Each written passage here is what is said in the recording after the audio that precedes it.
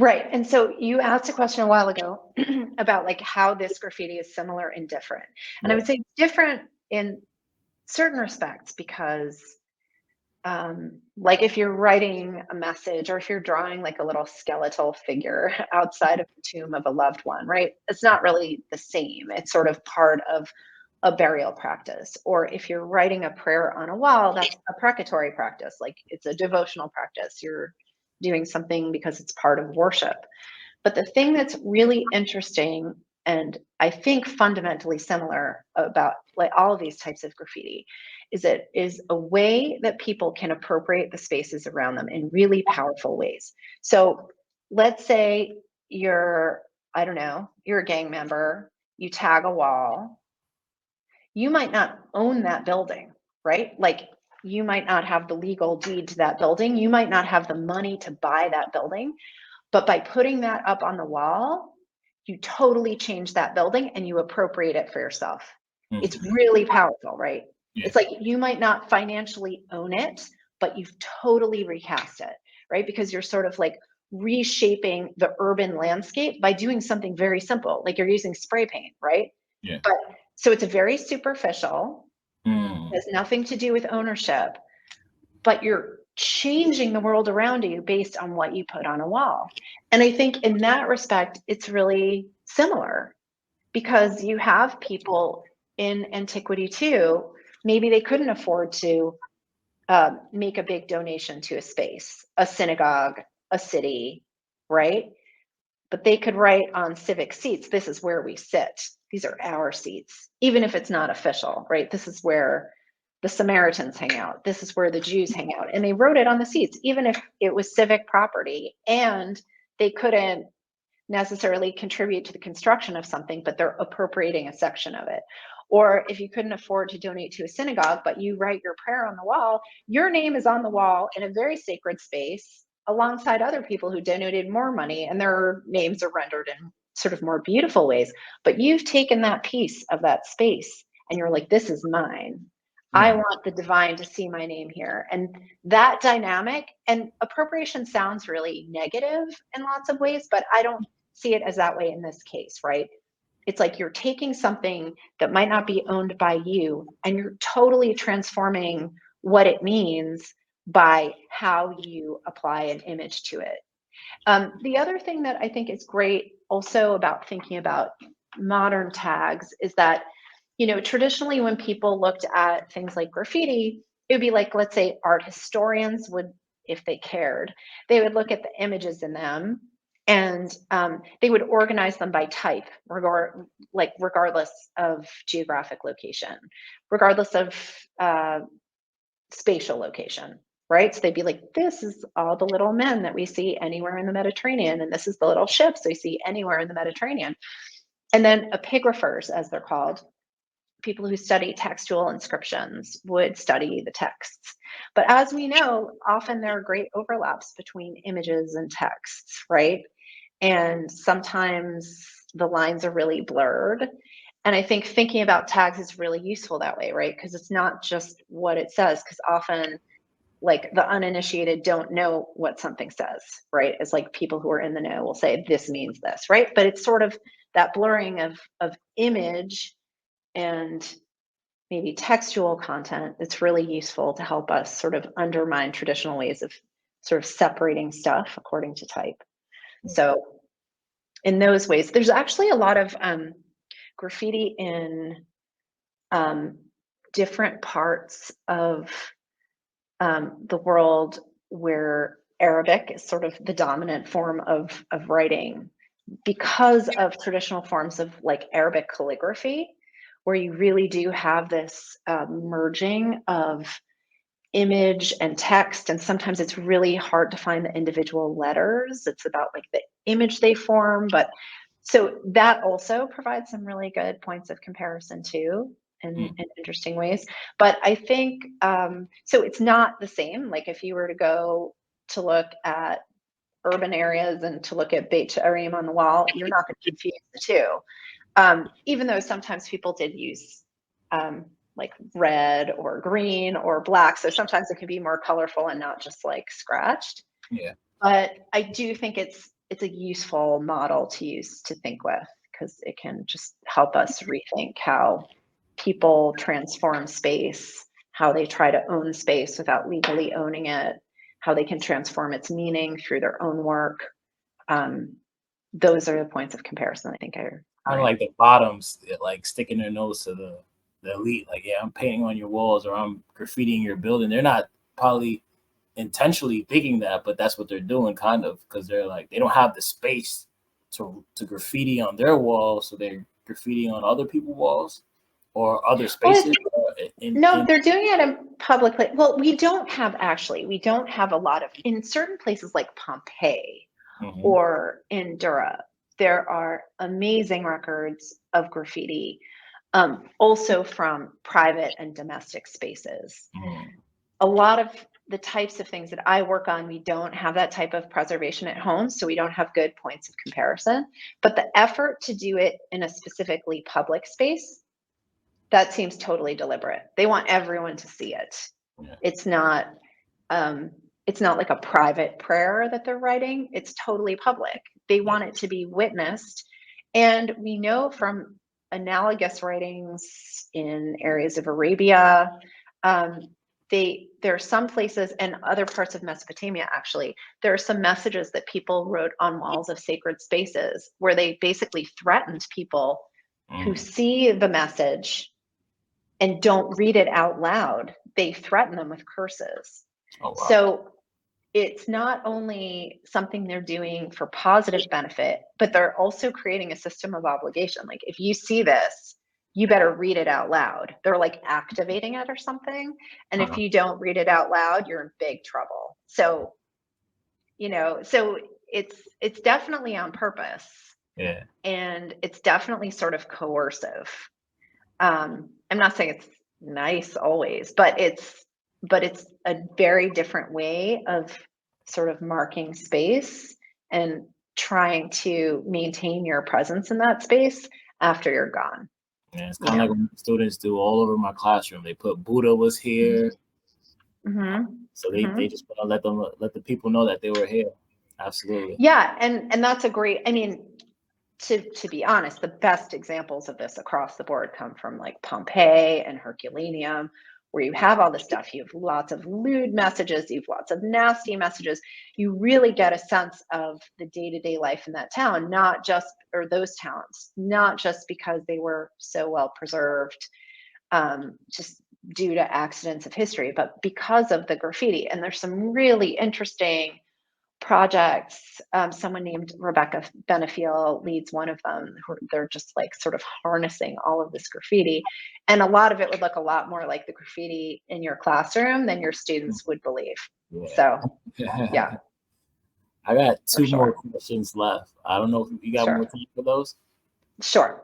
Absolutely. Appreciate your time. I remember in Brooklyn College that you asked, what does death mean to you? I don't know if you remember that question.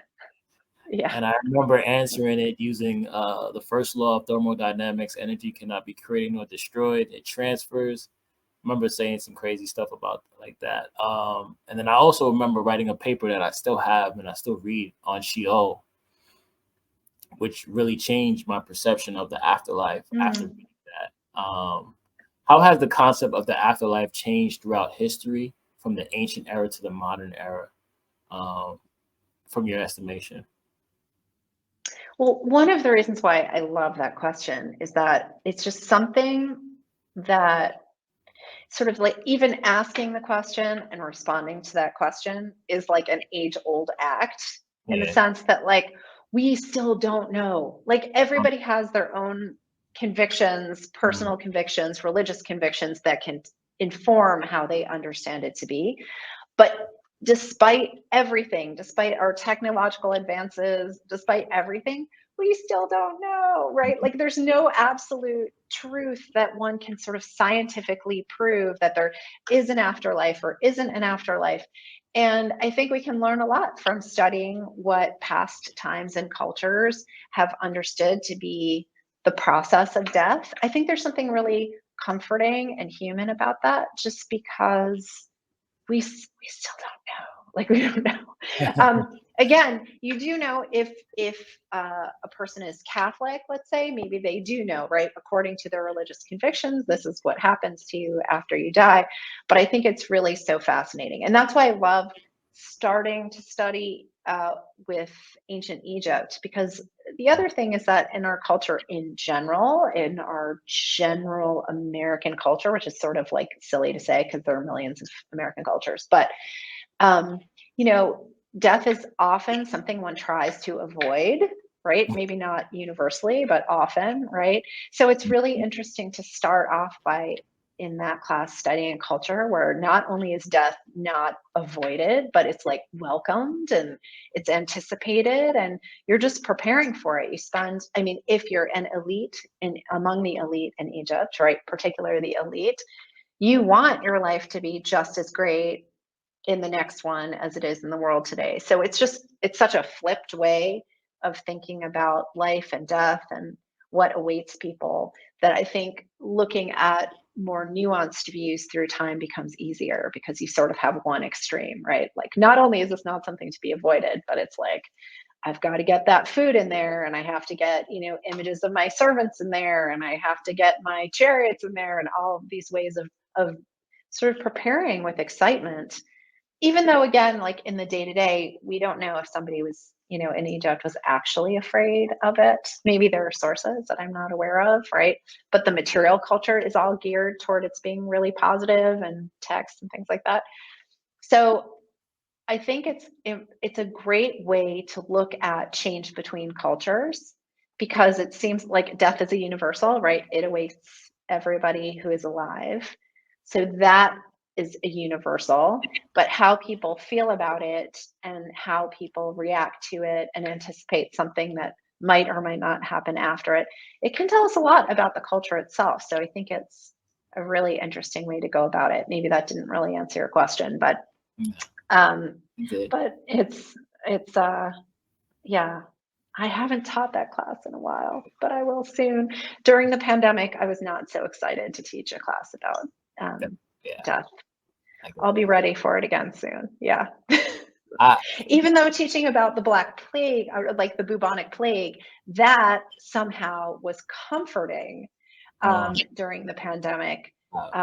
In my other classes, this one, I was like, you know what? It's just all around us all the time. We can take a break from that for, an hour and a half. Mm-hmm.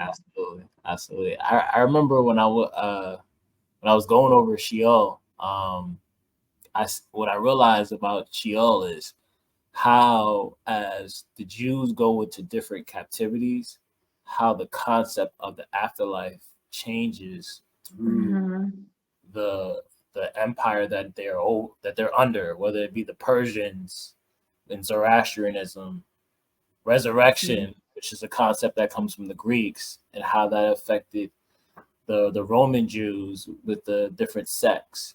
And that was just all through in your class, doing a book on doing a paper on Jesus groups and doing a paper on Sheol. Just seeing how like the different cultures influence the Jews in the afterlife, about the afterlife. Mm-hmm. No, I mean, that paper is its own great case study, right? Because there are ways in which we imagine certain continuities through time that are somehow essential. But whether you're tracking Jewish populations or Zoroastrian populations or anyone for that matter, it's absolutely critical that we pay attention to place and time and political change and cultural change and that sort of thing. And that's what makes it interesting, right? We can't assume that everybody is sort of essentially similar or sort of that there's some sort of continuity that necessarily transcends day-to-day experience. And what you're describing demonstrates that, right? Like actually being regulated by different cultures, the process of exile, being immersed in a world in which Greek texts and theology are regnant, right? All of these things change people, and it's fascinating, right? Absolutely. And it helps us think really differently about how we understand the past and how we understand the present that surrounds us, right? We are individuals, but we're as much, shaped by our surroundings as we shape them. And so it's sort of humbling too. But that paper is a great example of that for sure. I appreciate you. Second to last question. I remember you went over cults, and your class came up when I was watching CNN, and they brought up a starvation Christian cult in Africa, where everybody starved themselves to death, and that was the cult. And I remember you told me that cults are just religion. And I don't know, was I paying attention? Well, I think that, yes, I think you were, because when we talk about a sect or a cult in antiquity, it's sort of like those are neutral terms, but when we talk about those things in the modern world, they are rarely neutral terms, right? They're judgments, like this is a group of people and they went their own way and did something that was like particularly bad or crazy outside of the mainstream. But when we study the ancient world, often those words are really useful tools to describe, okay, these people practiced their devotional behaviors were this way, and this group of people, their devotional behaviors were another way.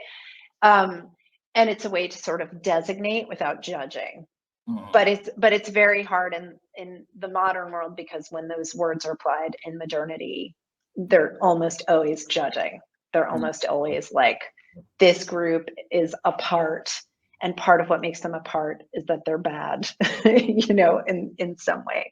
So it's just that, like, it generally people don't use them, but in those contexts today, but they're useful to use those words in antiquity. But in order to do it, you have to like strip away all those valences and try to say, okay, let's try to use this as a way to designate or categorize without judging, right? So if we're talking about the group that sort of withdrew from Jerusalem that we have evidence for in the Dead Sea Scrolls or the Dead Sea Library or whatever, like their rules and regulations are pretty crazy. And they viewed themselves as doing things correctly, and they viewed the rest of society as doing something incorrectly. What they would have called them exactly, we don't know. We know what Josephus sort of called them, but it's different, right? When we're sort of like talking about the world around us and placing judgment, and then talking about the world of the past and trying to sort of get a different sense of how different groups formed and why. So in that context, I was like, okay, we're going to strip away these valences and try to talk about different groups. And then you can decide if you think they're wacky or crazy or did bad stuff too. But so it's about using categories sort of comparison. So it's kind of like, because I remember, is the Jesus group considered a cult that just went mainstream and became Christianity? That's like the $50 billion question. Yeah, I mean, in a way, when I teach the moment when sort of the Jesus movement formed, I think part of what's so interesting when you're talking about Judea during Roman rule is that there seem to have been lots of groups that weren't happy for really similar reasons. And they thought that, let's say, the priesthood in Jerusalem was corrupt. They thought that people were behaving inequitably. There are a lot of common complaints, but the resolutions were really different. That's part of what's so interesting, right? So like the Dead Sea community, or the community we have evidence for from the Dead Sea Scrolls, they're like, okay, we are going to reconstitute ourselves as like the new temple as a community. We're going to live with higher regulations of purity. We're going to apply priestly regulations to the entire community. We're not going to depend on those corrupt people. We are going to sort of create our own universe here. And when you compare that to, let's say, the early Jesus movement, where the effort was to go into communities and say, this isn't working, and this is how we're going to change things sort of from within. So like one group, so you could say sect or just group, like one group says, everything here is rotten. We're moving away and we're just creating our own community. apart, right? That's corrected. And one option is, okay, everything is really corrupt and bad, so we're going to sort of reconstitute it from within. Those points of comparison are really, really interesting because you say, okay, they're responding to the same cultural circumstances, the same general, I won't say values, but they do something totally different. And then the trajectory of the Jesus movement totally changes, right? So you have the Dead Sea community where they eventually just sort of die out. And then what is, I mean, and fascinating work has been done on this by people who's like, this is their work to do it. But you have the Jesus movement through all of these twists and turns that transforms into totally different things. So that within a few centuries, you have like a transformed Mediterranean basin with Christians all over the place. I mean, it's really interesting to see the contingencies, like which option ended up where and why, and how one was transformed and the other just sort of died out, and all those sorts of things. So, so using those terms as forms of comparison can produce really interesting results, and thinking about like, well, why did this happen and transform as it did, and the other thing didn't? And then it leads to like vast changes in human history, at least around the Mediterranean basin, and also like ultimately around the world. I mean, that's sort of the accidents of these things, sort of as part of what's so fascinating, that we see that some of the, and some people would say it's not an accident, right? It's destiny, or it's, you know, there are lots of different theological reads, but that's what's really valuable about studying that particular moment in time, because we see how interfaces between local cultures and empire and frictions between them can sort of splinter in different ways that have their own longevity and their own change. And some of it is like accident of history, but is transformative. And that's also what's really great about studying it. You know, you sort of see the ways in which there are sometimes intended consequences and unintended consequences. And then lo and behold, you know, hundreds of years later, you have like a Christian dominated Europe, or, you know, so, but it's important because it helps us notice differently the world around us. Now, when I studied the last thing I'll say, when I studied classics as an undergrad, it was an amazing experience. I mean, I was reading like Homer with 3 other students. It was so wonderful.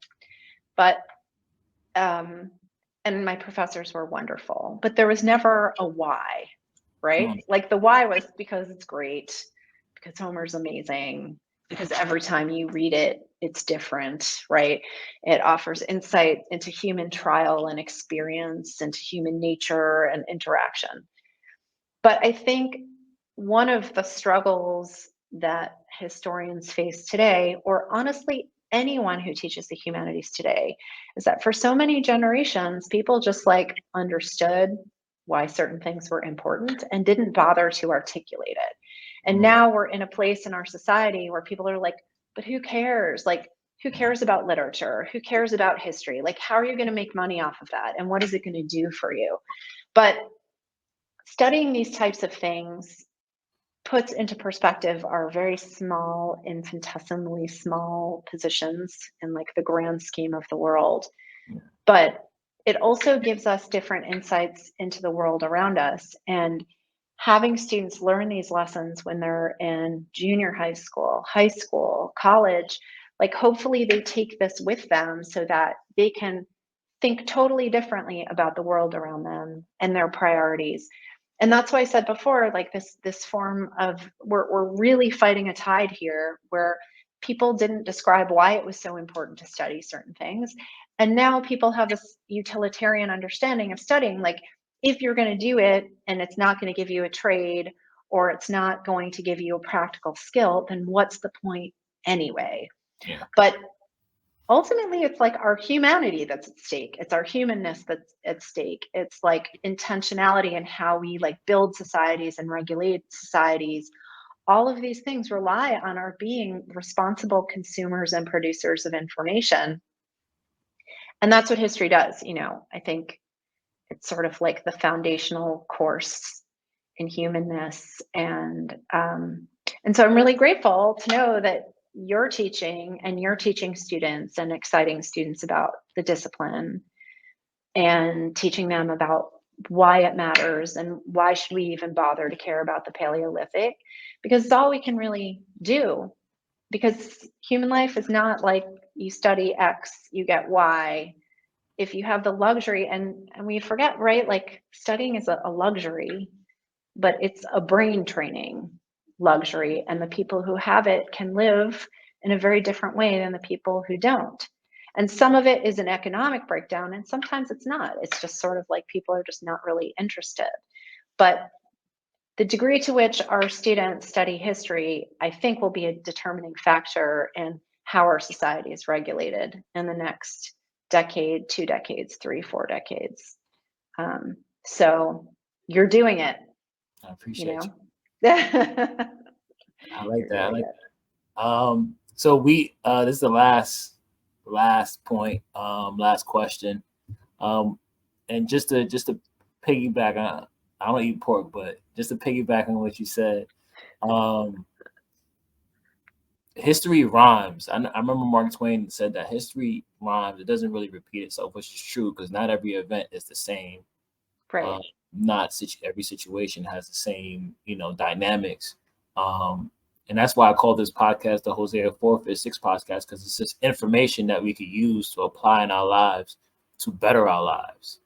And I think that's what you're hinting at, is that we need to study history, not for just events, but how does it apply for us today so that we could make sure that we're maintaining the society that we're living in and also pass it on to the next generation, just like our ancestors have done for the generations prior, because we're only here because our ancestors survived. So what lessons do you take from history that you apply in your life today? Like any lesson from either the graffiti that you take or the afterlife that you say, okay, yeah, I'm going to use this in my life, in my day-to-day life? I think it's just a reminder, right? Just like you think, like every small piece of data that we use as historians, and I tend to use like material culture and things like that, is worth considering and worth according value to. I think it's not exclusively, but I think it's a reminder of ways of just respecting everyone around you, and thinking about how society is structured and why. It's a reminder again of like thinking about, big pictures of human change. And I think it just, I don't know, maybe it's just me. I have a feeling of obligation. Like I have a feeling of obligation to the people who came before me, whether it's my ancestors, my teachers, um, colleagues. It's sort of hard to explain and it's really nebulous, but it's just a reminder of how sort of unimportant I am, how formative these legacies are of the past, right? My family, my ancestors, my teachers, like how that informs my day to day, and how I just want to be a little more thoughtful, right? Like it's really easy to be reactive to lots of different things in the world around us, but to really just be a little bit more thoughtful about, when you see problems, when you want to address the problems, to really sort of like parse out the history of their development and then act. So it's like a type of patience and like a delayed proactivity. So that makes sense. That might sound a little bit abstract. Just like taking a moment to sit with things and then, reformulate a conclusion.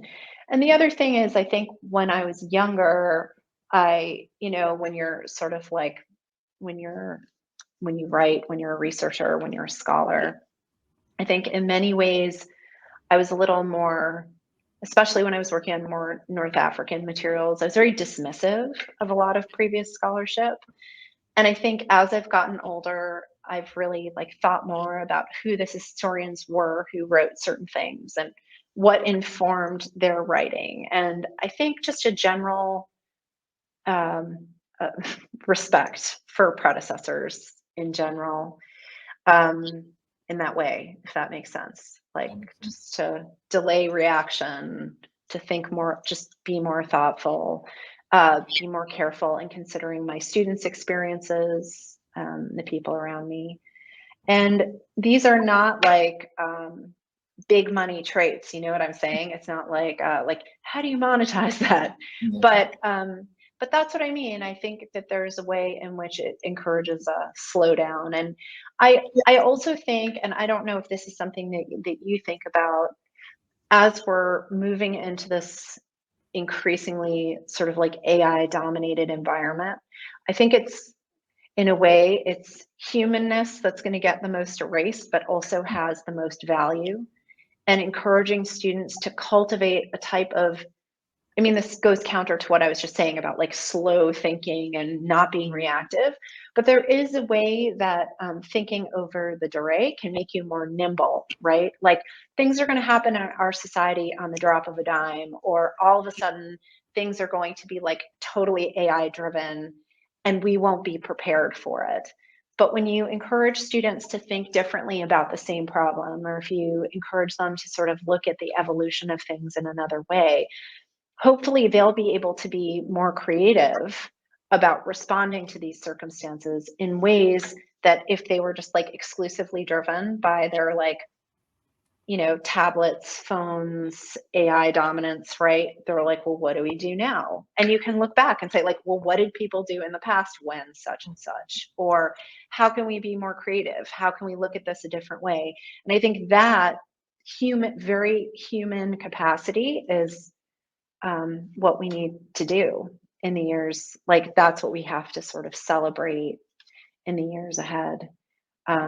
Because I'm, you know, in this respect, like I really have no idea what this world is going to turn into, but I know that we're going to need a certain degree of thoughtfulness and mental agility to sort of cope with it well. So that's all history to me. That's what it cultivates. Like you need the math, you need the science, you need all this stuff too, right? But this is what teaches us that like this too is something that can be dealt with. And how will we do it? How can we turn it over? How can we think about it differently? So I kind of look at it like that Game of Thrones. I don't know if you watch Game of Thrones. The do you watch it? no, I've been to, it's kind of like but that. I want to hear it. I want to hear it because other people have said many things to me. Sure. Like it's like Game of Thrones. So I want to hear what you're saying so I can sort of. So it's kind of like there's this group named the Targaryens who's passing down this information about this threat that's coming. Oh yeah. Deal with it, and then you get a time the show jumps us in a time in history where that information is lost. And in order for them to solve the issue of today, they have to go back in the past to solve that issue. And it goes back to like what you're saying about AI, like the books like the Bible, the Quran, the Hindu, the Sanskrit. Those are books that we could go back to regain our humanity, and make the decisions that you're saying that we need to make sure that we preserve our human history. Mm-hmm. Yeah, that's what's so amazing, that we have like this abundance of information. Like never in human history could you say like, I have this question, and then you go online and you investigate it, right? Yeah. So it's so paradoxical that at the same time that we have this like abundance and immediacy of information, it all seems so poised to just be lost, right? Yeah. Either lost because there's so much other noise and so much other information, or just because the ways in which we store information now can be so ephemeral if things just go poof. So I think it's a really interesting comparison too, in that way that like there are ways to counter the fragility, the weird fragility of the moment by like really training ourselves to think about the world differently in its formation, at least from like a social historical standpoint. Yeah. I definitely appreciate you. You definitely are important to me. And thank you. I'm so happy to see you. Yeah. Hear from you. And it's great. Your energy will definitely continue to be a part of my teaching, because again, I only draw upon the history teachers that taught me in the past. So Thank you for coming on the podcast. Thank you for sharing your energy with our audience, and thank you for being here. I appreciate you. Thank you. It's been great.